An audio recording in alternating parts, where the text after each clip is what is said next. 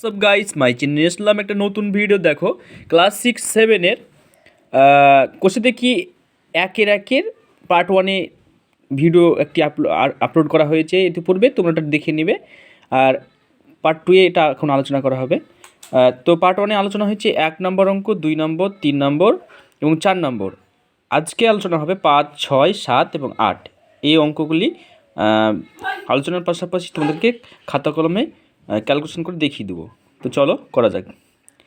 তো 5 নম্বর অঙ্ক কী বলছে দেখো, একটি খাতার দাম 6 টাকা, 6 টাকা 50 পয়সা হলে 15টি খাতার দাম কত হবে? তো একটার দাম যদি 6 টাকা হয় তাহলে 15টার দাম নিশ্চয়ই বেশি হবে, তো কম হবে না। তো চলো করি। একটি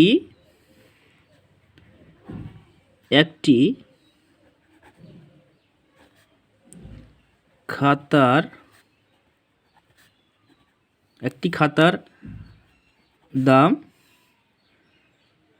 বলা হয়েছে 6 টাকা, 6 টাকা 50 পয়সা, এত টাকা হলে তাহলে একটি খাতার দাম কত? 6 টাকা 50 পয়সা, এত টাকা। তাহলে এখানে কি বলেছে অঙ্কে যে 15টি দাম কত হবে? তাহলে 15টি দাম বেশি হবে, তাহলে 15টি খাতার দাম হবে কত? তাহলে 6 যা ছিল তাই লিখবো, আর বেশি মানে কি একটি থেকে 15টা বেশি, তাহলে এখানে গুণ হবে 15 দিয়ে বাইরে লিখবো টাকা, এখানে লিখবো টাকা। তো গুণ করে দাও, 0 গুণ 0 হলো, আর 5 15 75-এর 5, হাত থাকে 7, 6 90, আর 7 কত হয়? 97। দেখো দুটোর পর দশমিক আছে, দশমিকের পর দুটো সংখ্যা আছে, তাই দুটো সংখ্যার আগে দশমিক হবে, একটা দুটা, এখানে এত টাকা। চলো এই অঙ্কটা হয়ে গেল। 6 নম্বর অঙ্ক চলো। 6 নম্বর অঙ্কে বলছে দেখো, একটি বাক্সে 12টি চিনির প্যাকেট আছে। তো প্রতিটি বাক্সের ওজন 2 কিগ্রা, 2.84 কিগ্রা, মানে 2 কেজি 840 গ্রাম। বাক্স এবং প্যাকেটগুলির মোট ওজন, বাক্স এবং মোট প্যাকেট সহ মোট ওজন হচ্ছে 36 কিগ্রা হলে হিসাব করে দেখি বাক্সটির কত ওজন হবে। তো চলো করা যাক। এখানে কি বলেছে, বাক্স আর চিনির প্যাকেট সহ ওজন হচ্ছে 36 কেজি। আর শুধু চিনির প্যাকেট একটা ওজন আলাদা আছে, সেটা বের করতে হবে। আগে চিনির প্যাকেট বার করতে হবে, চিনির প্যাকেটে কত ওজন। তাহলে চলো বের করি 6 নম্বর অঙ্ক, 6-এর দাগের অঙ্কটা।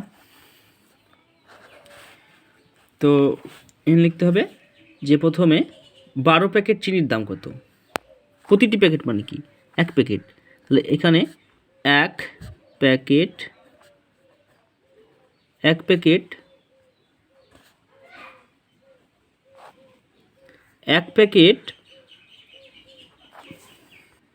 প্যাকেট চিনির ওজন,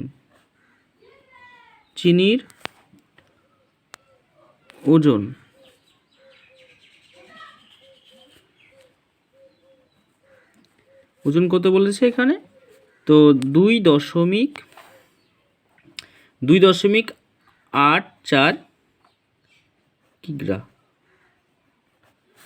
তাহলে এক প্যাকেটের দাম বলেছে এত কিগ্রা, তাহলে 12 প্যাকেটের দাম, 12 প্যাকেটের দাম না, সরি, 12 প্যাকেটের ওজন কত হবে? তো 12 প্যাকেটের ওজন, তাহলে 12 প্যাকেট চিনির ওজন নিশ্চয়ই বেশি হবে, তাহলে বেশি হলে কী হবে? গুণ হবে। তাহলে 2.84 কিগ্রার সাথে 12 গুণ করে দিতে হবে, বাইরে হচ্ছে কিগ্রা। তো 4 12 48, 48-এর 12 নামতে পড়ো, 4 12 48-এর 8, হাত থাকে কত? 4, 8 বরং 96-এর 4-এ কত হয়? 96-এর 4-এ হয় 100, 100 শূন্য, হাত থাকে কত? 10, 12 2 24, আর 10-এ কত হয়? 34। দেখো দশমিকের পর দুটো সংখ্যা আছে, তাই দুটো সংখ্যার আগে 0 হবে, এত কিগ্রা।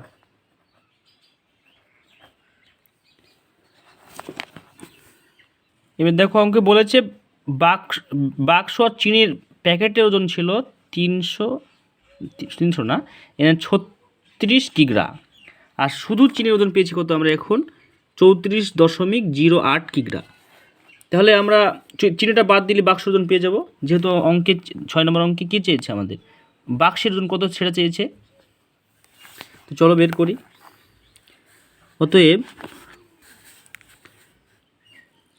অতএব বাক্সটির ওজন,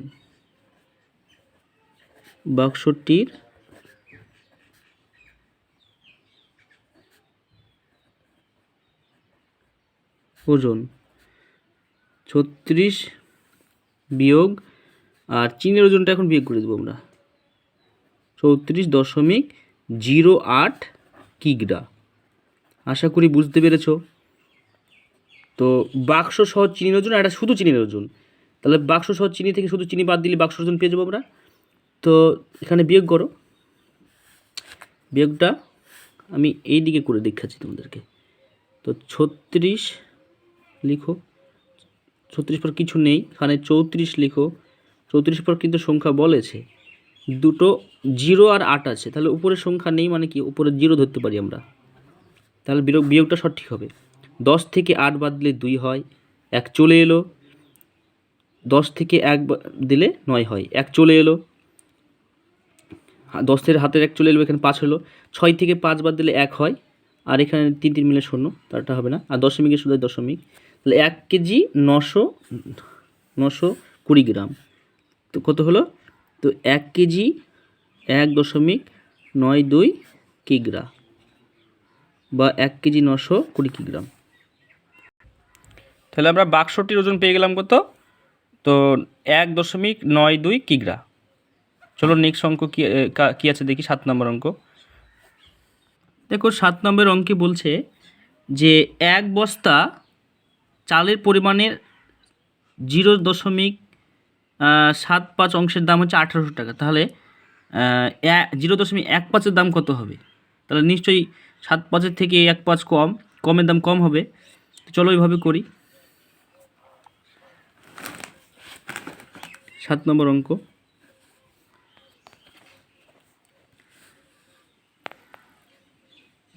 (0.75)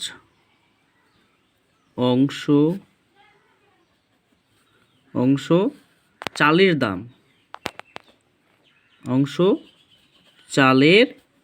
দাম, কত বলেছে? তো বলেছে 1800 টাকা, 1800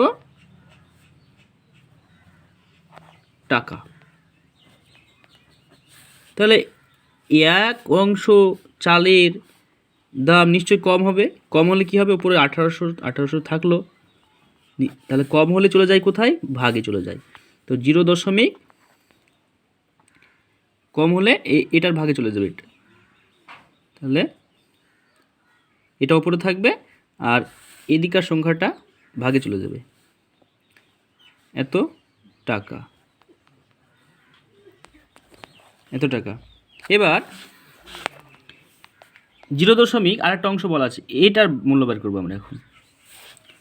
তো 0.15 অংশ চালের দাম, যেটা ছিল সেটা রেখে দাও ওখানে, 1800 নিচে হচ্ছে, এখানে দিই সমান চিহ্নটা, হ্যাঁ নিচে 0.75, আর 1-এর চাইতে এই অংশটা বেশি, তাই এর দাম বেশি হবে, বেশি হলে কী হয়, গুণে চলে যায়, বেশি হলে গুণে যাবে। তো 0.15 চলে গেল উপরে, বাইরে টাকা। তো দেখো দশমিক তুলে দাও, দশমিক নিচে আছে উপরে আছে, তুলে দাও, সমস্যা নেই।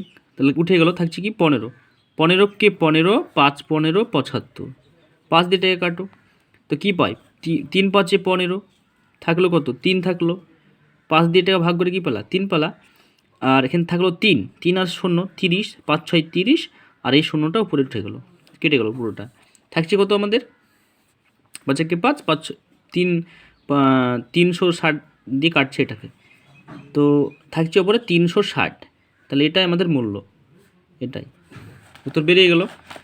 তো পুরো বাক্যে উত্তর লিখতে হবে, তা নাহলে হবে না। অতএব 0.15 অংশ চালের, এত অংশ চালের মূল্য হবে 360 টাকা। 360 টাকা। আশা করি বুঝতে পেরেছ। চলো, এটা হয়ে গেল আমাদের। চলো লাস্ট একটা অঙ্ক আছে এখানকার, কোষের দিকে একে রেখে, তাহলে আমাদের অঙ্কগুলো শেষ। দেখো, আটের দাগের অঙ্কে কি বলছে, অনিতাদি তার জমির পরিমাণের অর্ধেকের 8/7 অংশ নিজের ভাইকে দিয়েছেন। জমির অর্ধেক, আবার অর্ধেকের 8/7 তিনি তার ভাইকে দিয়ে দিচ্ছেন, আর বাকি জমি তিনি তার 3 ছেলেকে সমান ভাগে ভাগ করে দিচ্ছেন। তো প্রত্যেক ছেলে কত অংশ পেল জমি তা দেখি। তো এখানে দেখো একটা জিনিস বলা নেই, কি বলা নেই, জমির পরিমাণটা কথা বলা নেই, শুধু বলেছে যে অর্ধেকের এত অংশ দিচ্ছে। তাহলে আমরা জমির পরিমাণটা ধরে নেব। আটের দাগের অঙ্কটা দেখো সবাই। ধরি মোট জমি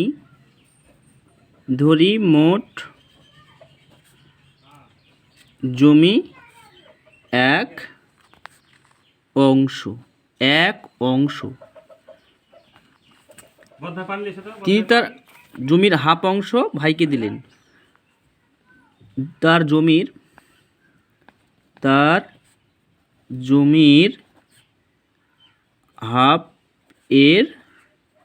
হাফের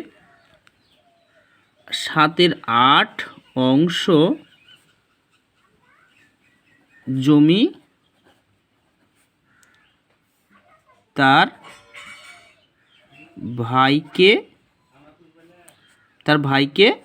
দিলেন।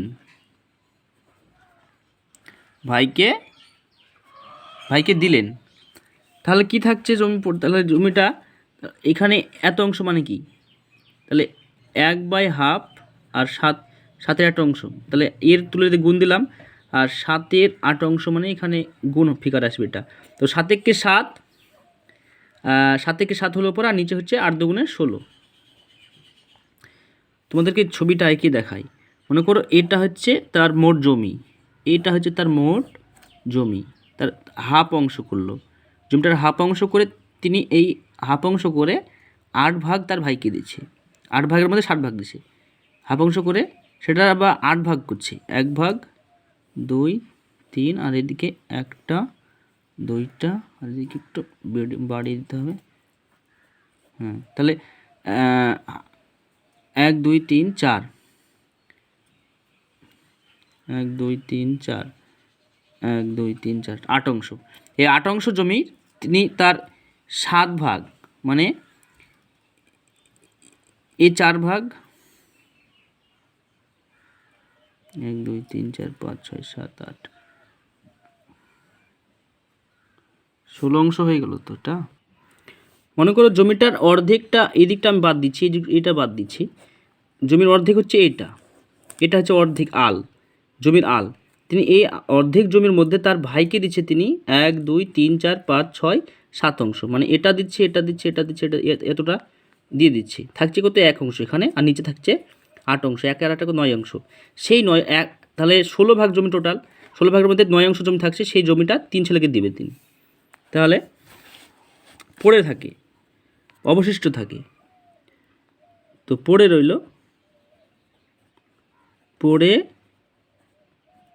রইল কত, তো মোট জমি 1 অংশ থেকে তার ভাইকে দেওয়া জমি বাদ দিবে, এটা তার ভাইকে দিয়েছে, তো 7/16 অংশ জমি আমরা বাদ দিয়ে দেবো। তো এখানে 16 আর 1 লসাগু করতে হবে, 16 হবে, 16কে 16 লেখা হলো, 16 সাথে সরাসরি 1 গুণ করে দাও, 16কে 16, আর সরাসরি গুণ করে দাও, গুণ হবে না, 16কে 16 ভাগ করলে কয় পাওয়া যায়, 1 পাওয়া যায়, 1 দিয়ে গুণ করে 7কে, 7 1কে 7 থাকছে, তাহলে 16 থেকে 7 বদলে কত থাকছে, 9, আর নিচে হচ্ছে 16। তাহলে এই জমি পড়ে থাকছে, এই জমিটা পড়ে থাকছে, কত থাকছে, 16 9 অংশ। এই জমিটা 3 ছেলেকে ভাগ করলে কে কতটুকু পাবে, তো 3 ছেলেকে ছেলে তিন ছেলেকে